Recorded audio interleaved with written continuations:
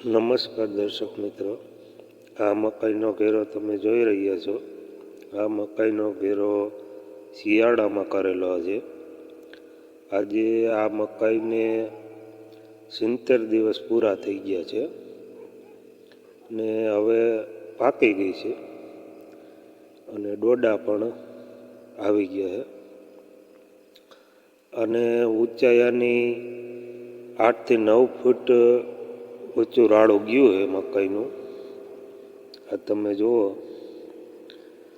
એટલે હવે આ જે આપણે દુધાળા પશુ હોય તો એને આપણે નાખવાનું ચાલુ કરી દીધું છે.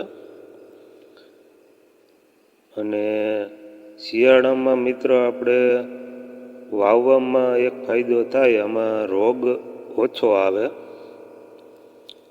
જેમ કે આમાં ઈરું આવી હતી, વાવેતર કર્યું એટલે 15-20 દિવસ પછી ઈરું દેખાણી હતી, પણ એમ કે એક છંટકાવ કર્યો એટલે ઈરું તો વહી ગઈ.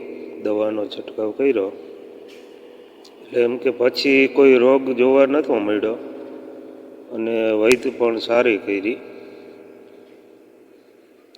અને અત્યારે પાકી ગઈ છે, રાડું પાકી ગયું છે.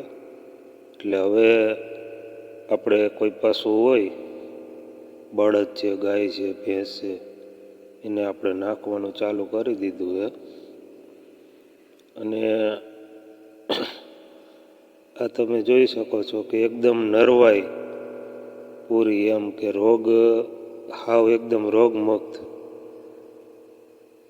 રાડું કે ક્યાંય રાડામાં હળો જોવા નથી મળતો, કે રાડાને આપણે તોડીને જોવી તો એમાં કંઈ ઈર કે કંઈ જોવા ન મળે. એટલે શિયાળામાં મકાઈ બહુ સારી થાય. આ તમે જોઈ શકો છો કે કોઈ જાતનો એમ કે એમાં રોગ જીવાત ઓછી લાગે. અને આપણે